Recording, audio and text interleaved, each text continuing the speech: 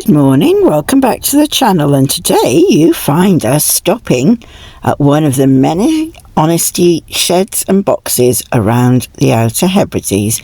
This one is run by the lovely Susie and is called the Curiosity Caravan.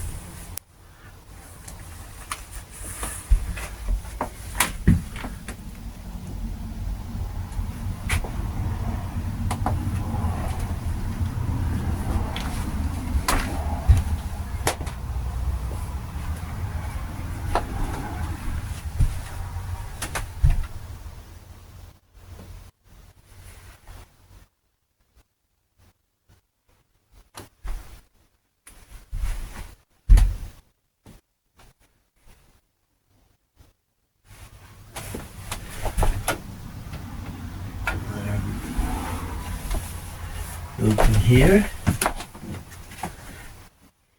More knitted toys. They're brilliant. They're brilliant. Oh look, Highland Coop. Oh yeah.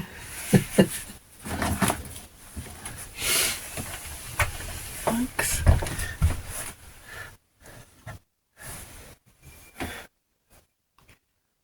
Kiss my ass mugs in Gaelic. Oh, is it? Yeah, look, it says up there. Kiss my ass mugs. I love them.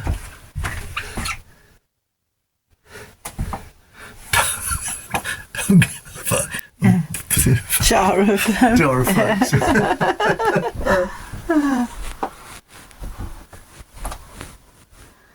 Yeah.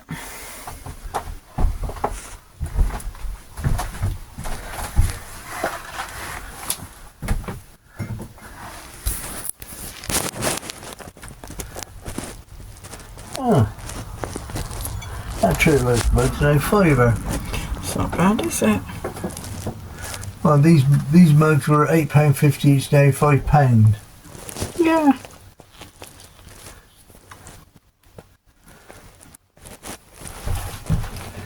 There's a dainty little one, a bit chunky though. God, it's so small. They're all tiny, that's what I said.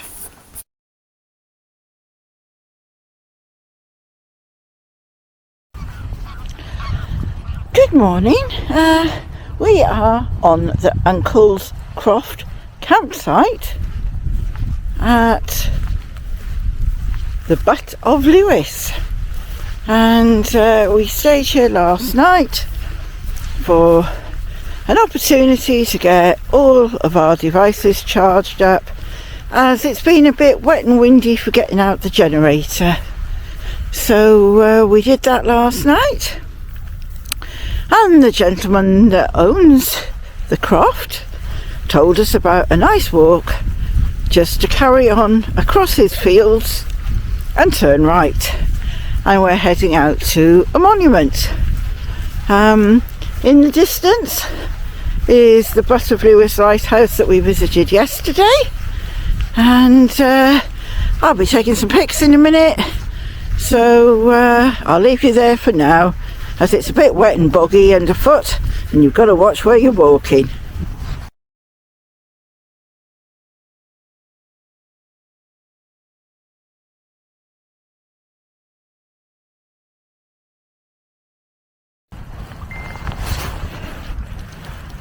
Said you're going to have your feet wet when you get back. Right, do you go down to the end and turn, or along here, do you reckon? Well, let's go down because the view will be good. Walk along the top, baby. Here, look. Okay. Come on.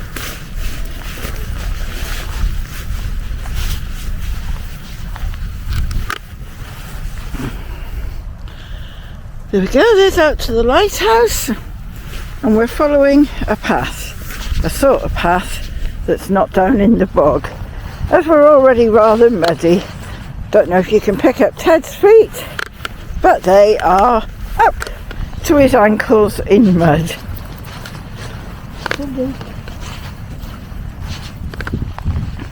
And the monument we're walking to is out there on that little island. Beautiful view down onto the coast. When you get up, I've got to twang you. Oh my God, look at That's that. been eaten away by the sea. Yeah.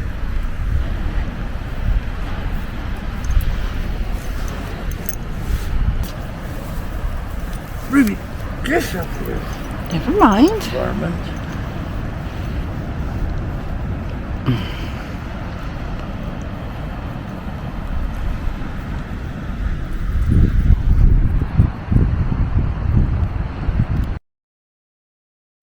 And other than the cash machine and the sign on the gate, we now have bikes, old broken bikes, for hire. Yes, it's a joke, but part of what makes this little campsite rather quirky. And after walking through the bog for about an hour, we actually gave up. The coast side, that was lovely and scenic, but the fields were just too wet for us to actually get across to where we needed to go. So we moved on that morning and headed off to take a look at some of the stones around Lewis and Harris. And this is the Trussell standing stone. Apparently it is 19 feet high. And thankfully this one isn't too far from the car park.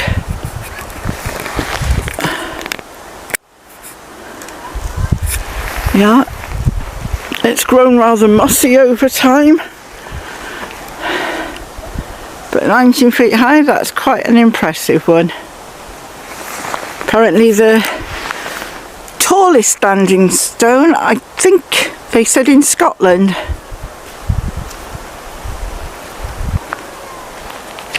There we are. We'll walk you around the other side.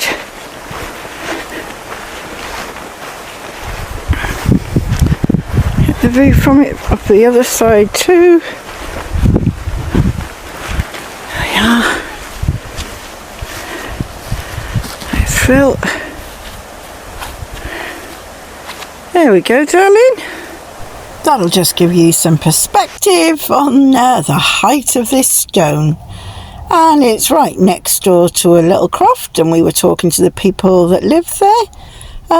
The actual stone can be reached just by walking basically through their bit of garden up the side. It's something different to have in your garden rather than an ordinary rockery. You've got an ancient standing stone. And next we moved on to Portness and the Breakwater Cafe. Highly recommended for what Phil described as the best chips he's ever tasted. And trust me, he's tasted quite a few chips. There is parking just in front of the cafe and toilets, which are available, and they're around the back. There's the Ness Fishery Memorial, which is quite interesting to look at, and a lovely view down onto the beach. When you're sat in the cafe, again, a gorgeous view out over the bay. And next, we were going to move on to see the famous Whalebone Arch. In 1920, that the body of an 80-foot blue whale washed into Braga Harbour. The locals used the whale, draining off all its fat and storing it to make products such as medicines, disinfectant, etc. But no one knew what to do with the carcass. So a local decided he was going to make an archway for his house. A team of horses and men dragged the 25-foot, 4-ton bone to his house. In recent years, to preserve it, it has been covered in a layer of fiberglass. And this time we've not failed on our walk. We've managed to get up to the stone circle. This is what we're dealing with. We've already bathed the dogs once this morning after they got utterly caked in mud earlier. illuminated. Right, here we go. Here is the stone circle. And there is a gorgeous view from up here. You've got the stones in the middle, you've got the bigger circle right round. Yeah. Right round the outside, look. Yeah.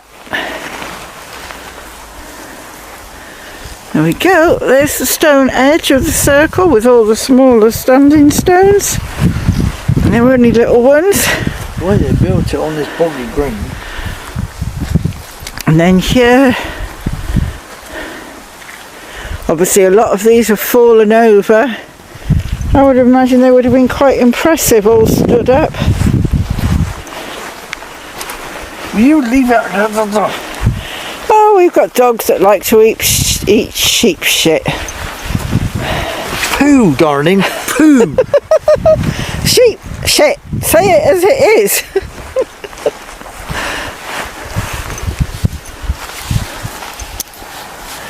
There we are. More at there. Yeah. And that's the cairn by the look of it that's been fenced off.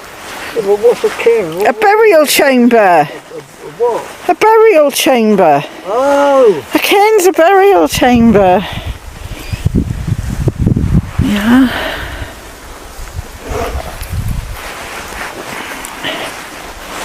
As I said, a lot of the stones clearly have fallen over. But you can still pick out the edges of the circle. Going all the way around. And as I said, a stunning view from up here.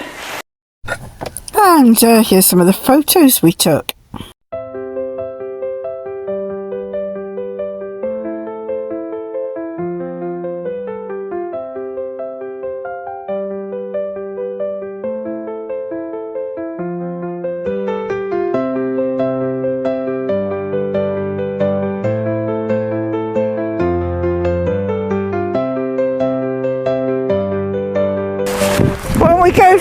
When we go to Arran next time, there's the 7 stone circles. Some of them are only small, others are big giant things. That's the ones at Macramore on Arran, and it's a really nice walk out there. This one's quite similar in that it seems to have a big circle of stones in the middle, and then all these little tiny ones going round the outside edge.